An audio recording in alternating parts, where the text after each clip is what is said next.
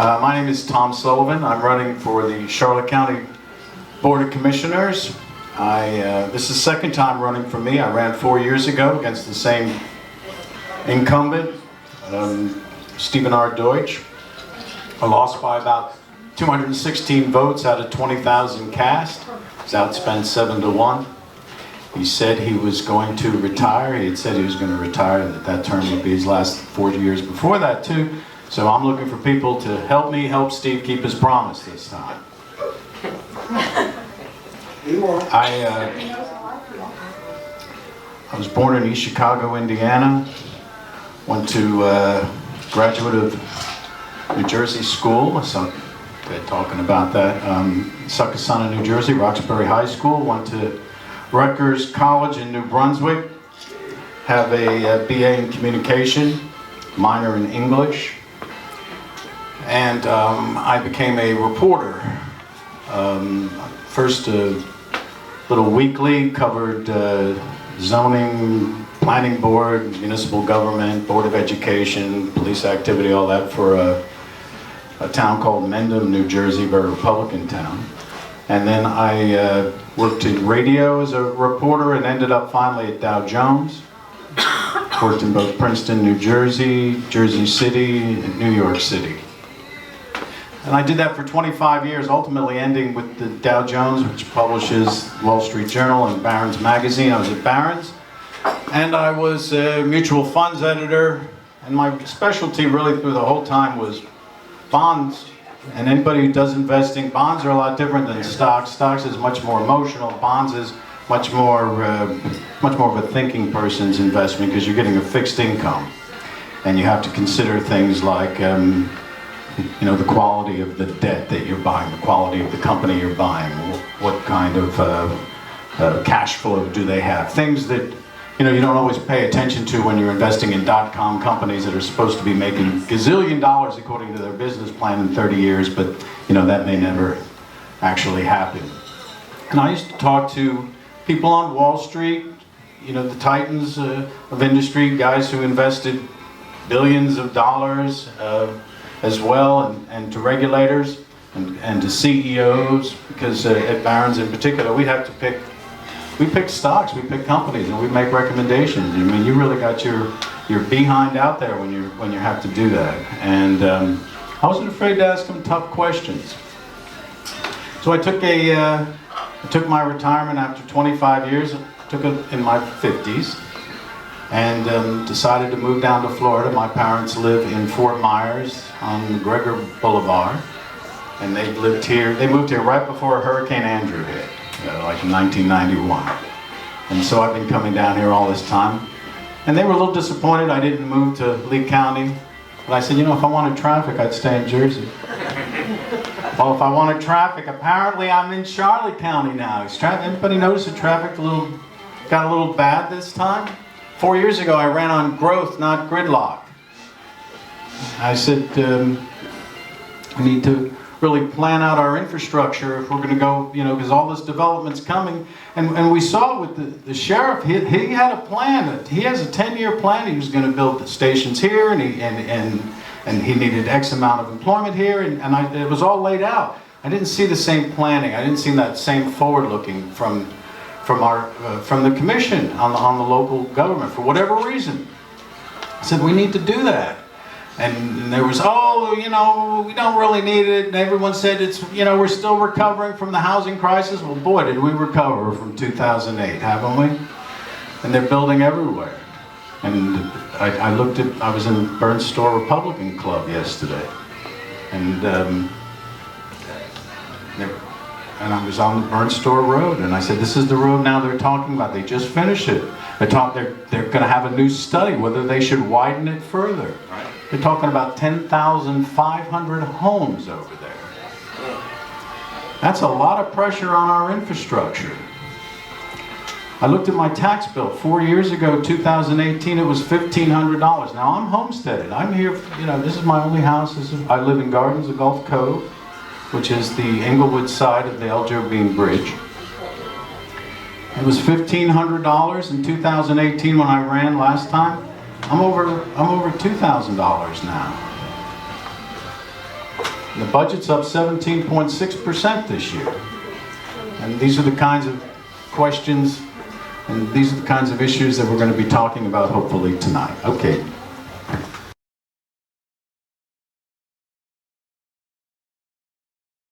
We'll start you off with the same question we start everyone off with. What do you believe is the proper role of government at the county level? Well, obviously we have to protect our citizens. They have to be not afraid to go to the store. They can't be afraid to be outside. They can't be afraid to have to send their children to school and to play in our parks and that kind of. That's a very important thing. We also have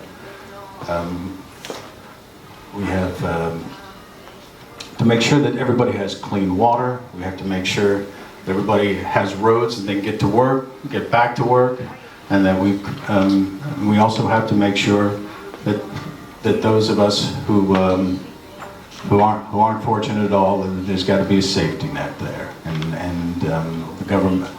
Sometimes local government is the government that has to be relied on.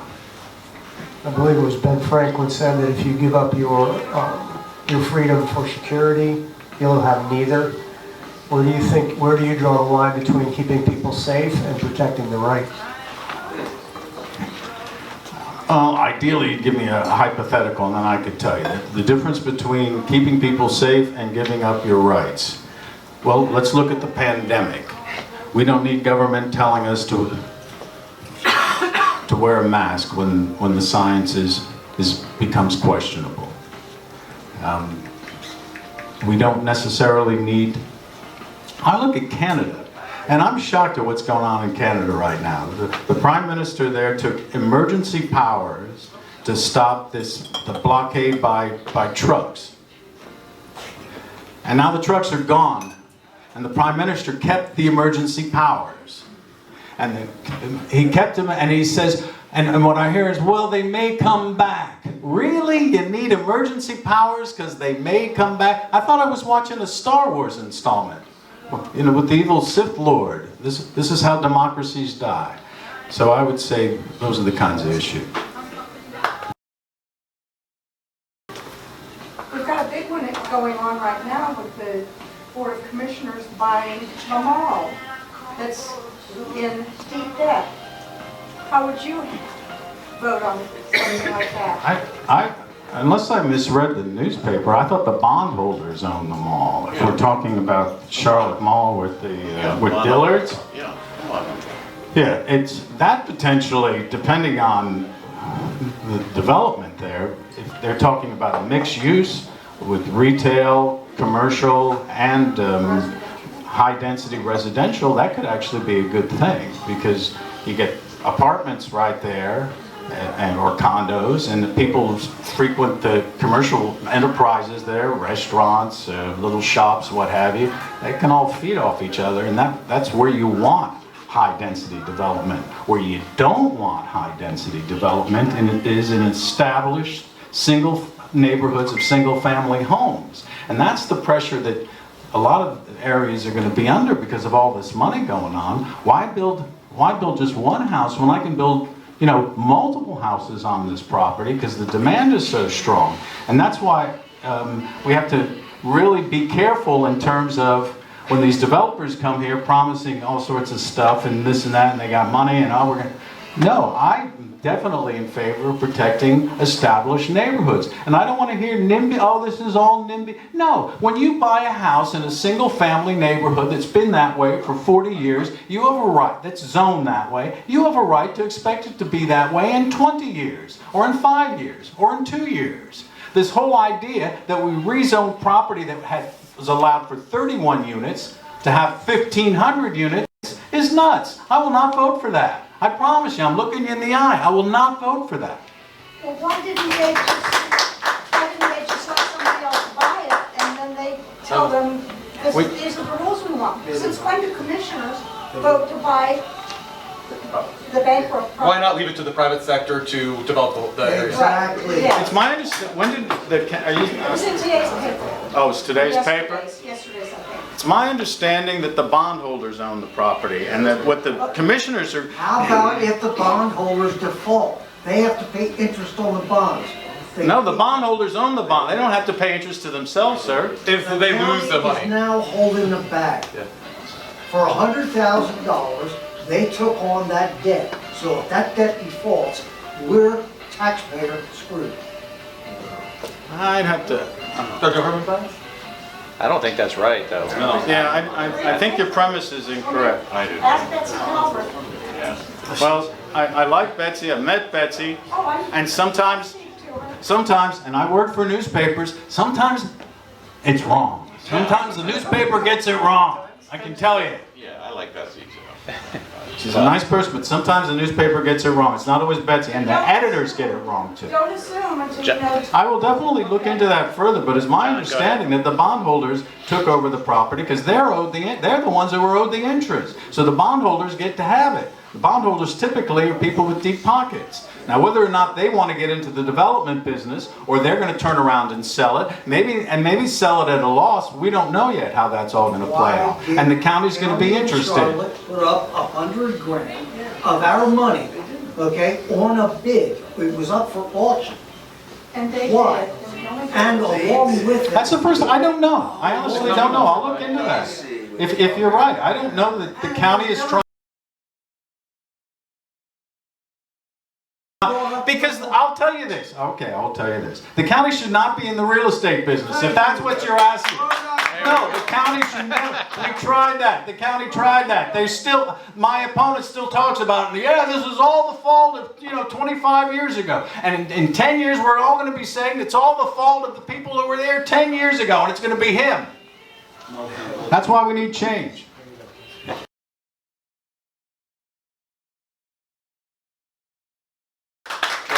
Question. I've never been to a commissioners meeting, but I was wondering, you've probably been to quite a few. Do all the commissioners, is there any dissension or debate among the commissioners, or are they pretty much all on the same team and everything goes through? Yeah, I actually watch the commissioner meetings. I sometimes watch them live stream or I watch the videos of it, and I look and I check the agendas. I'm retired, but I took the alternate test and I am certified to teach English in the state of Florida. And I'm a substitute teacher. Thank you. I've seen you once before. I've subbed for this gentleman several times. He's a good teacher, and he leaves a good lesson plan.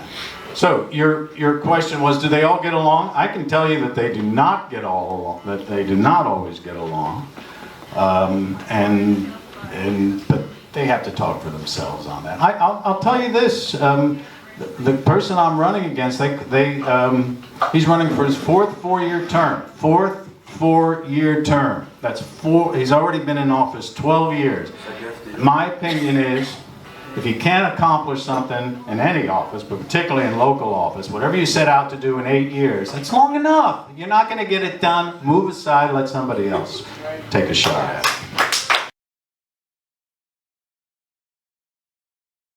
As a commissioner, how would you cut spending, not replace spending, but cut spending so that the budget will be decreased across the board in order to cut taxes?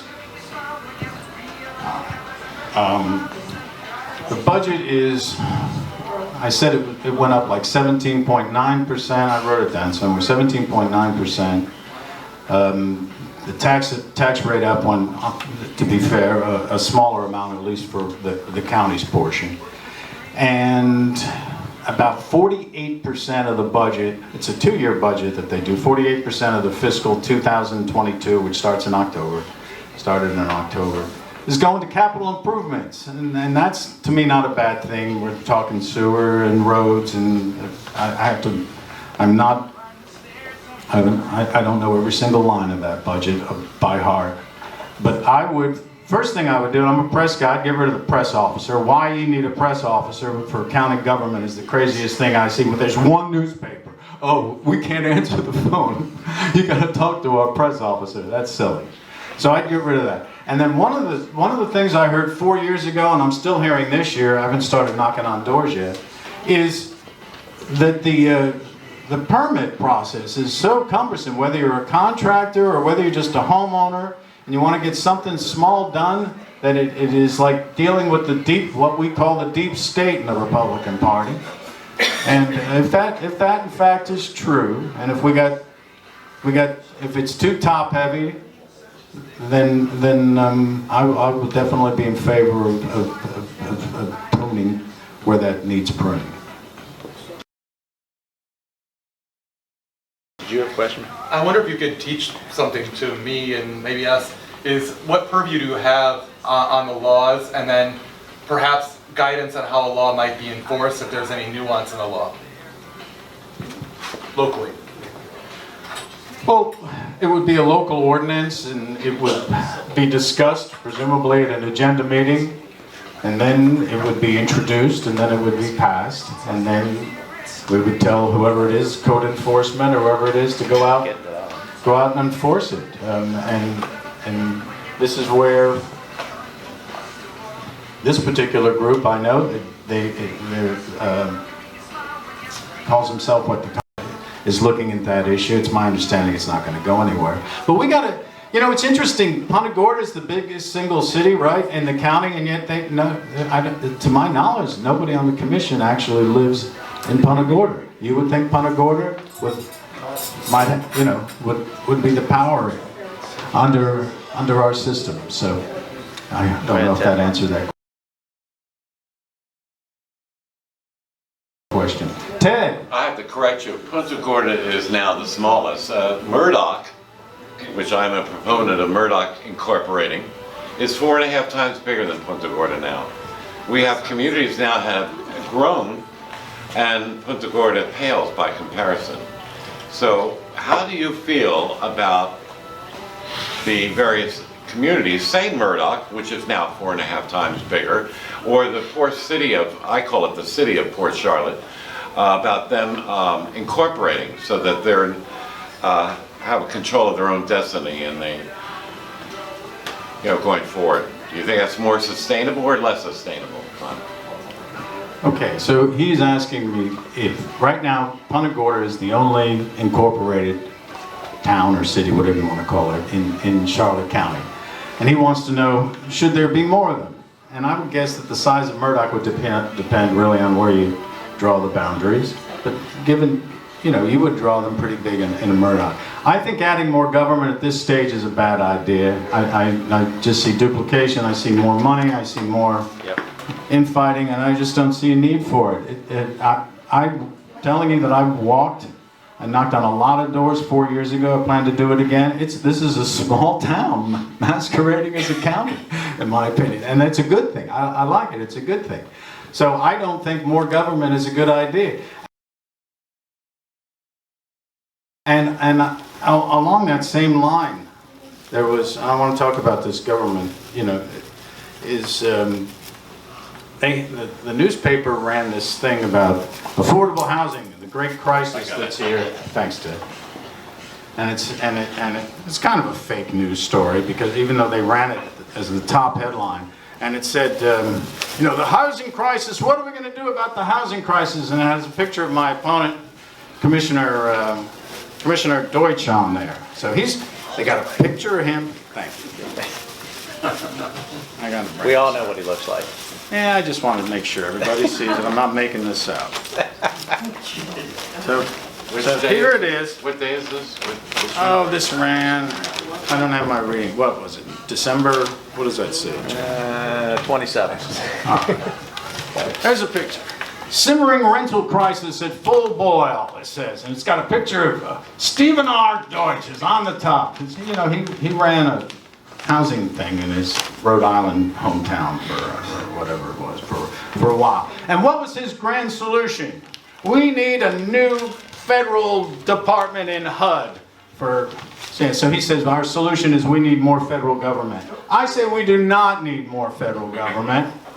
I say we do not need to spend more money on federal government, and we certainly don't need to invite Joe Biden's federal government into Charlotte County to tell us how to run affordable housing. And we need affordable housing for us. We need to keep affordable housing for us at this point. I said I went from $1,500 to $2,000 in 4 years with my taxes. And whenever they talk about affordable housing, they say, well, we need it for our first-year teachers and for our first-year EMTs, and never seems to end up going to those people. They always seem to have rules bringing in people that it's not for our own local people who may actually have a real need. It always just seems to be outsiders. So I'm wondering if you might have any initiative, if you talk about like gun crimes, for example, like possession of a gun or whatnot, you're talking about Second Amendment sanctuary. So along that same note, things like maybe like possession of marijuana or any crime without a direct victim except for themselves, then how would you feel about maybe prioritization of like crimes with a victim, or money being prioritized for those kinds of crimes, or maybe just removing the crime altogether that would be victimless, like a possession crime? Yeah, it took this county, I think this county agreed with the rest of the state and for medical marijuana, and that was quite a sea change. I don't know if the county's ready for something like that. I know that I have relatives who live in Colorado who say really everybody walks around stoned, and I'm not sure that's a great idea. I would. That was just one example. That's more of a question, really. I think that I'd like law enforcement to tell us what they think. I do know that law enforcement, and I saw the sheriff speaking at, I think it was the Charlotte County Republican Club recently, and he was talking about they are putting a lot of money into helping addicts. They have found that jail is a rehab for half of the people in there. There's the people who actually commit crimes, using violence and what have you, and there are others who are just feeding their habit. And if we can get them off whatever drug they're on, we got a chance maybe of actually really turning them around. And if you don't give them, and if you don't give them a record that says they can never work again, one problem they have is you tell them, you give them a record and say, well, now you'll never get a job. Well, what are they going to do for money, probably? To feed their habits. They're going to steal. Dave?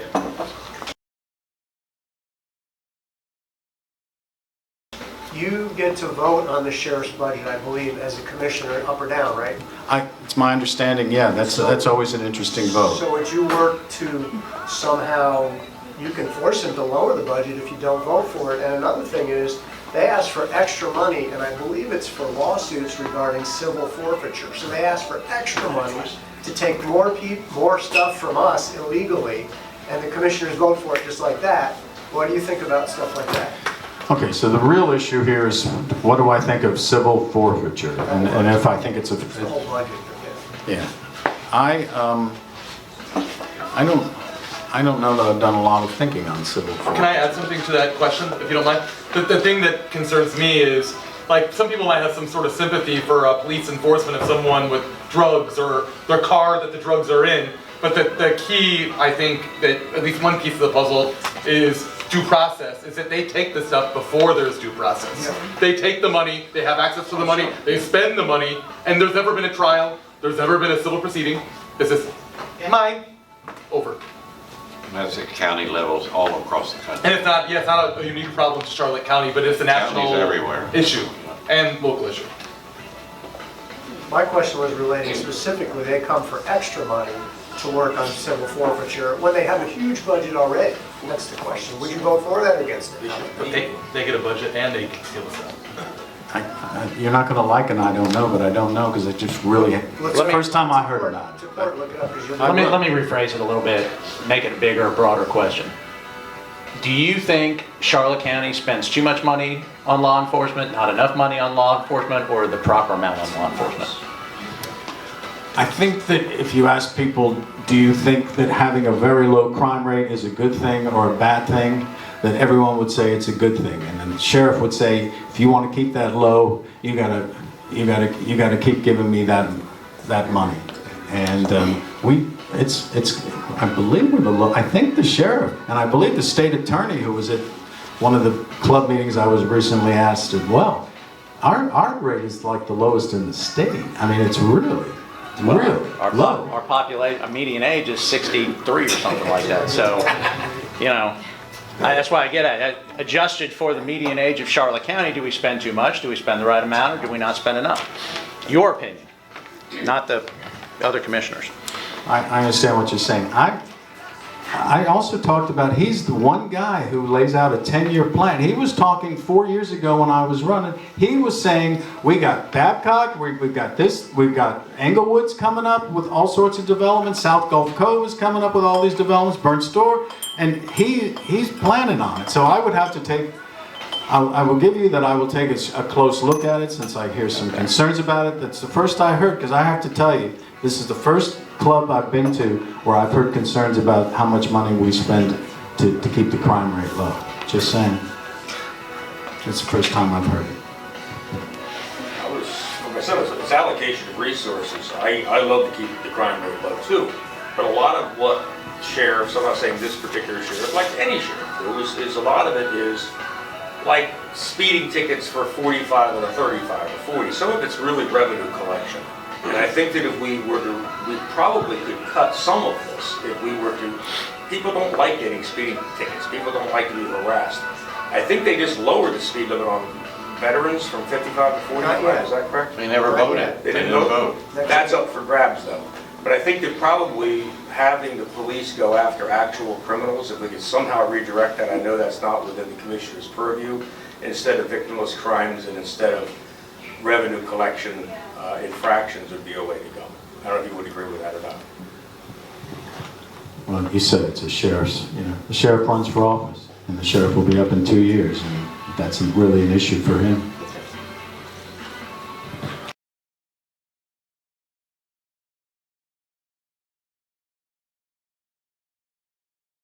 Do you believe the commissioners should work as a team or as individual representatives of the voters? Well, I think there has to be there's got to be defined team. What does team mean? We vote on everything pretty much 5-0. Yeah, that doesn't really happen. Most of the time. Well, it does on procedural, there's a lot of procedural stuff as far as I can tell, but on some of, to answer your question, I'm going to come in and I'm going to say, what do I think is best, not just for the people who live in my district, but people who live in Charlotte County.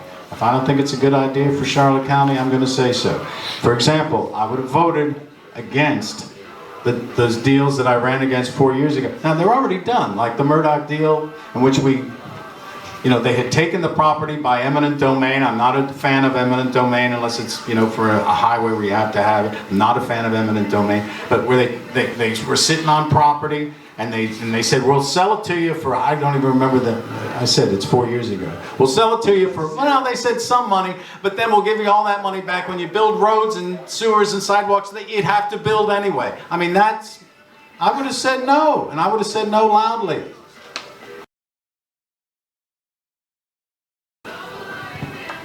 As a commissioner, what would you do to promote free enterprise and encourage more private business in Charlotte County?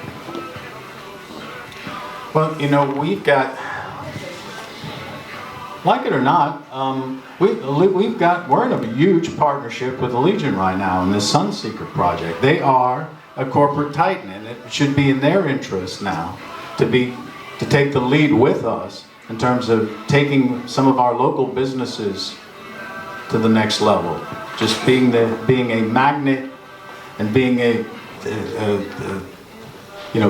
leading from the front in terms of what we can do to create a business environment in which everybody feeds off everybody else, and identifying the types of things that we need. One thing I like that hospital idea that was proposed down here. I don't know how we can have the oldest population maybe in the country or the second, and not have a great hospital system. It absolutely boggles my mind why we don't have a first-class hospital system here, and the jobs that would come with that. And some of the stuff that we heard tonight that the airport and the Board of Ed's doing with vocational is wonderful. We need a lot more of that, in my opinion. The options are very limited. Some kids are just not into the books, but they would be into vocational opportunities if they were out there for them. Kara Reynolds. I just have a quick question. So we brought up the Legion, and it's a huge corporation coming into town, which does bring jobs, but they're not partnering with our local community. So we have business owners who own restaurants have gone in, and you're gonna have 10 restaurants, we'd love to partner with you and create, nope, we're bringing in corporate, we're doing it ourselves. So how can we encourage large corporations, if they come, to really partner with our local industry here? Well, I didn't take any contributions from Allegiant. I didn't take any contributions from their chairman. And I would not be so friendly. I would not find that really as an acceptable response. And to be honest, that's the first I've heard that, and I'm surprised by that.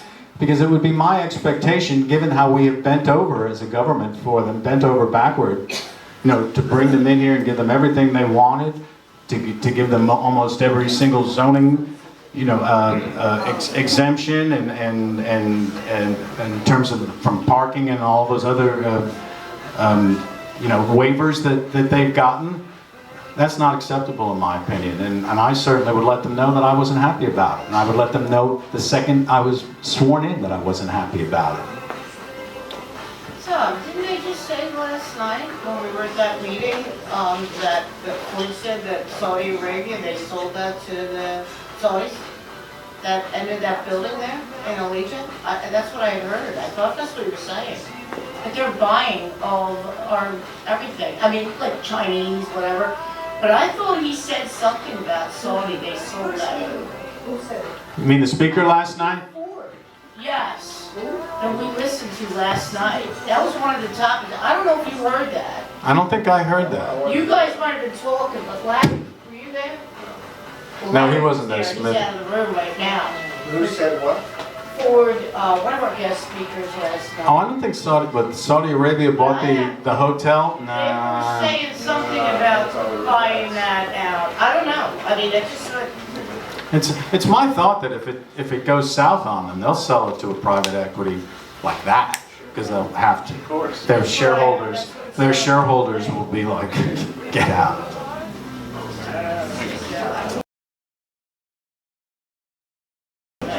Tom, Sir. what's your biggest concern with the policies of the commission, and what are you going to try to do about it? Yeah, I'm very concerned that we are approving all these construction. I mean, I'm a Republican. People are allowed to make money on their property and on their investments. I'm cool with that. But we are going full bent on approving and allowing, zoning changes to allow these higher density, which I'm totally against. And we are going to put a strain on our infrastructure because there seems to be, we'll take care of the infrastructure later. No, you don't take care of the infrastructure later. You take care of the infrastructure at the same time. So you don't have the sewer issues that we have now. So you don't have some of these traffic congestion that's already, it's 10 times, I mean, it's so much worse even in the last 6 years since I came here. I can't get over it. And the idea that we're just going to put this off and it'll take care of itself, it won't take care of itself. We need to start planning now. And we don't want to be like Stephen R. is talking about the boards who bought the properties 20 years ago. We don't want to be talking about Stephen R. and the commissioners now who are not taking care of the infrastructure issues that really have to be addressed right now. Sir. I got a question on something you just said. What exactly are our sewer issues? The fact that it is my understanding that the state has told us that we have got to get people off septic and onto sewers. Is that not true? Has the state not told us? That's a mandate, then we should follow it anyway, but I'm just saying, I don't know. It's my understanding that it's a mandate. Now, if I'm misinformed on it, I said I'm not on the inside, so I go by sometimes what I read in the newspapers. Vote against the mandate? I'm going to have to go. If I was an elected and took the oath to uphold the law of the land, I don't know that I can go against. How can I vote against a? How can I vote against a mandate if I'm required to do it? That's a statute. It's not a law. The law is that I'm not a lawyer. You're going to have to explain that difference to me. I'm not. I'm just saying. I'm not a lawyer. And that's a good thing. Isn't that a good thing? I'm not a lawyer. Yeah, Okay. sure. You'd be at the bottom of the sea with the other ones. If a state mandate is in opposition to the Constitution of the United States and you've got to make a decision, which way are you going to go? I said I am for the sanctuary for Second Amendment and gun owners in this country. So if Andrew Gillum rises from the dead and bans assault rifles and everything else in Charlotte County and all statewide, you'll do what? Support our sanctuary and find out what it is that we got to do.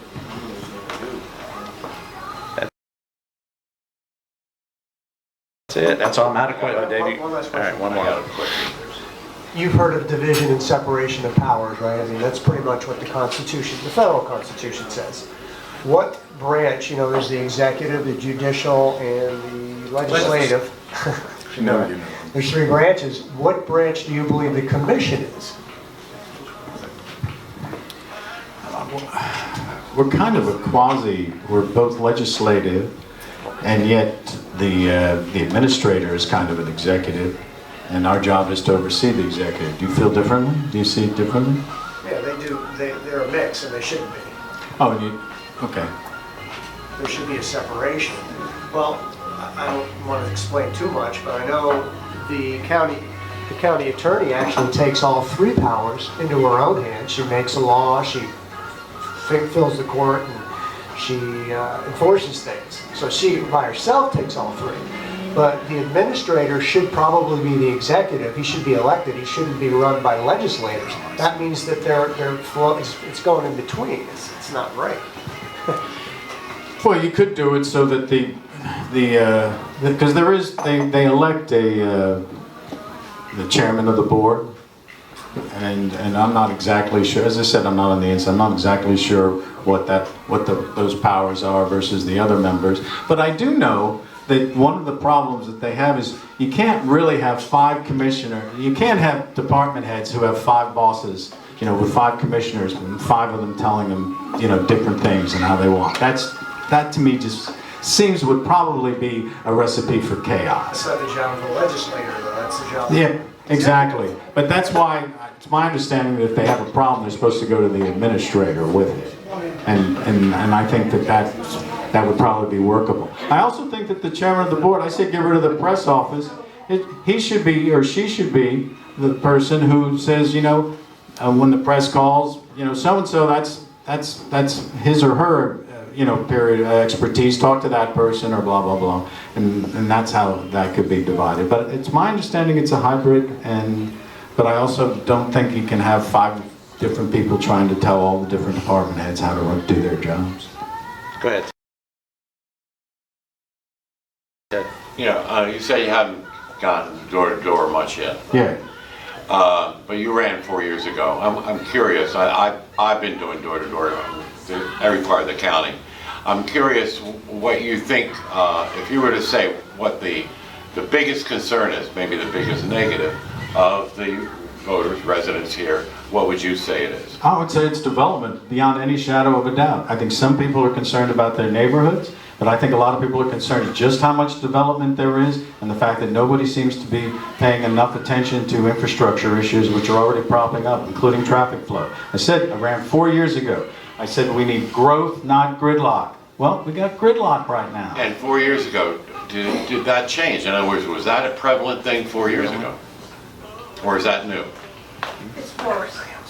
I think people were starting to be concerned about growth, but wasn't quite there yet. I think they were more concerned really about always the future. It's always the future, and they just weren't sure that. I think I said too. There was a lot of concern about. They gave away like major properties. It seemed that whole Murdoch thing. Well, yeah, but I'm not not running on that again because it's done. It's I'm sold. just curious if you've seen that it's same old is the issue. Yeah, I'm sure. remaining. Yeah, Okay, thank you. Thanks. Yeah. So that's done. It was bad, but it was done. All right, last question of the night, Dave.